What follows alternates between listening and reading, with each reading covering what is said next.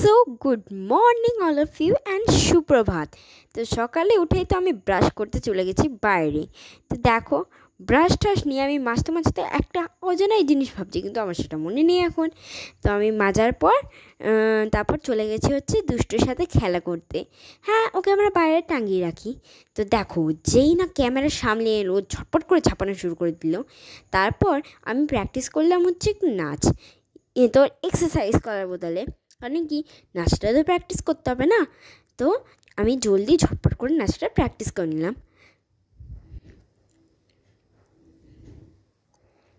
তারপর দেখো, আমি নিচে স্ন্যাক্স নিয়ে চলে এসেছি।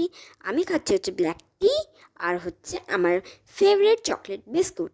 তো তারপর চলে এসেছি আমি পড়াশোনা করতে, কারণ কি ওটা তো ইম্পর্টেন্ট না। তো কালকে হচ্ছে আমার গ্রামার টেস্ট, তাই আমি ওটা নিয়ে এখন পড়াশোনা করছি। তো জানি না আমার হ্যান্ড রাইটিংটা তোমাদের ভালো লাগবে নাকি না, কিন্তু যদি ভালো লাগে তাহলে কমেন্ট সেকশনে জানাবে।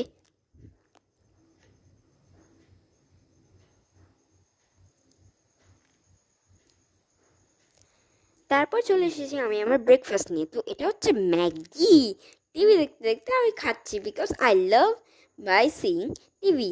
তো দেখো, আমি এখানে চলে এসেছি প্যাকিং করতে। আমরা একটা ট্রিপে যাবো, সেটা তোমাদেরকে এখন বললে তো হবে না, সেটা হচ্ছে সারপ্রাইজ। ওয়েট, আগে আগে দেখো হতা হ্যাঁ ক্যা। তো আমি এখানে ঝটপট করে প্যাকিং করে নিচ্ছি, কারণ কি আমাদের কাছে বেশিরভাগ টাইম নেই। তো আমি চান টান করে চলে এসেছি। তো এখানে দেখো, মায়ের আমি শাড়িটা ঢুকিয়ে নিচ্ছি আমার একটা ছোটো স্কুল ব্যাগে, যেটা আমি ক্লাস 4-এ নিয়ে যেতাম। তো দেখো, আমার এখানে প্যাকিং করা হয়ে গেছে, আর বাদ বাকি জিনিস মা ঢুকিয়ে দিয়েছিল। তো চলো আমি নিজের গ্রাউন্ডটা স্টার্ট করি। তো আমি এখানে পড়তে চলেছি হচ্ছে একটা ব্লু কালার ফ্রক। তো চলো ট্রান্সলেশন করে নিই। টাটা! আমাকে কেমন লাগছে সেটা অবশ্যই কমেন্ট সেকশনে জানাবে। তো আমি এখন মাখবো হচ্ছে একটা ফেস পাউডার, ওটার নাম হচ্ছে গোপীনাথ। তো এটা অনেক ভালোই আমার মুখে হাইলাইট হয়।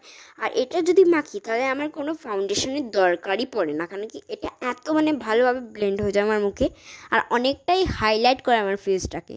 সত্যি বলছি, এটা লাগানোর পর ফাউন্ডেশনের একদমই দরকার পড়ে না। তো দেখো, আমি এখানে ঝপঝপ করে লাগিয়ে নিচ্ছি এটা।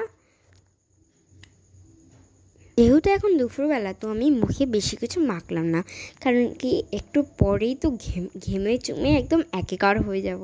তো দেখো, লাগানো হয়ে গেছে, আর দেখো আমার মুখটা কত ব্লেন্ড করছে। তো তারপর আমি লাগাবো হচ্ছে আইলাইনার, কারণ কি এই সাদা মুখে আইলাইনার না লাগালে ভালোই লাগে না।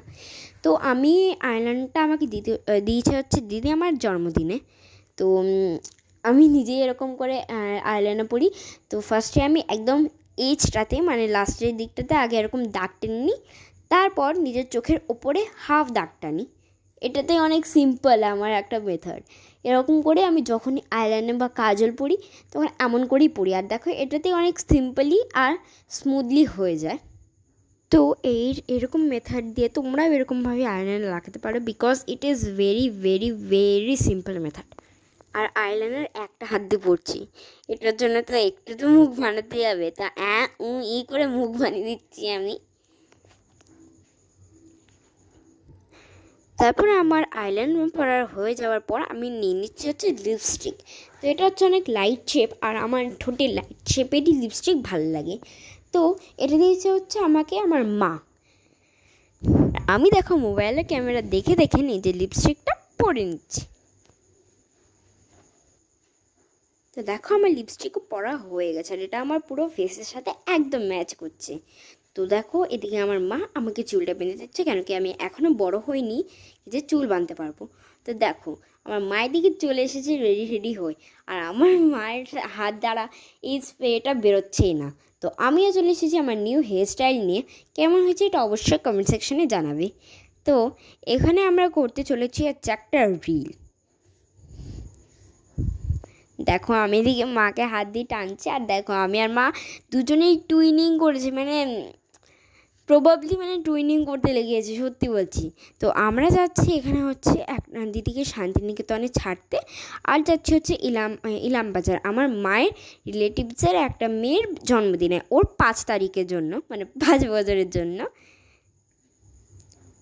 তো এই দেখো, আমরা দিদিকে ছেড়ে চলে এসেছি ইলামবাজার। তো এই এত মানে অনুষ্ঠানটা এত সুন্দর করে করেছে না, মানে বাচ্চা মেয়েটাকে এত কিউট দেখতে লাগছে যে কী বলবো। দেখো কি সুন্দর সাজিয়েছে, আর বাইরে এত লোক কি আর বলবো। এখানে অনেকজন লোক বসে ঠসে আছে, সবাইকে কেক দিচ্ছে ভেতরে। তো আমিও টুক করে নিয়ে নিলাম কেকটা, সেটা আর দেখালাম না।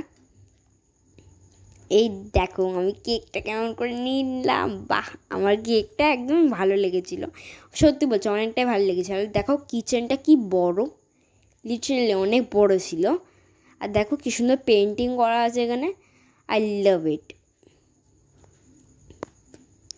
তো তারপর আমাদের দিতে চলছে টিফিন, কারণ কি আমরা হচ্ছে দূর থেকে এসেছি, মানে যারা ভিআইপি গেস্ট তাদেরই এরকম টিফিন দিয়েছে। তো দেখো বাড়িটা কি সুন্দর ডেকোরেশন করা আছে, উফ এত বেলুন ঠেলুন দিয়ে সাজানো আছে না, কি আর বলবো তোমাদের।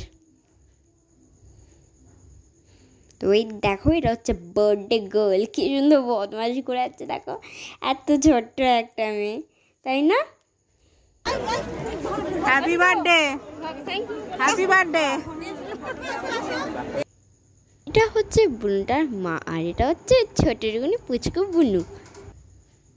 হ্যাঁ, তোমরা বলছো কি যে আমরা এইসব জামা কি করে ছাড়লাম, আমরা তো একটা আলাদা জামা পরে এসেছিলাম, আর এখানে একটা আলাদা জামা। তো আমার মায়ের এখানে একটা রিলেটিভসের বাড়িতে আমরা জামা ঠামা ছেড়ে তারপর এখানে এসেছি। তো দেখো এখন আমাদের টেবিলটাকে পরিষ্কার করা হচ্ছে, আর তারপর আমাদের আস্তে আস্তে খাবার আসবে। আর আমাকে কেমন লাগছে এই লুকটাতে সেটাও অবশ্য কমেন্ট করবে। আর দেখো আমাদের খাবার চলে এসেছে। তো এই খাবারটা এত ডিলিশিয়াস হয়েছিল কি বলবো। তোমার ফার্স্টে এসেছিলো হচ্ছে নান, আর হচ্ছে ছোলা আর স্যালাড, তারপর ছিল হচ্ছে তোমার চপ, এত কিছু তো খেয়ে দিয়ে একদম মানে মজা এসে গেছে।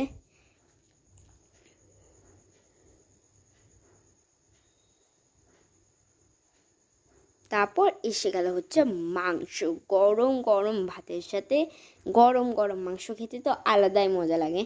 তো এদিকে দেখো আমরা ঝটপট করে মাংসটা মেখে নিচ্ছি। তো দেখো এখানে কতগুলো ডিশ আছে।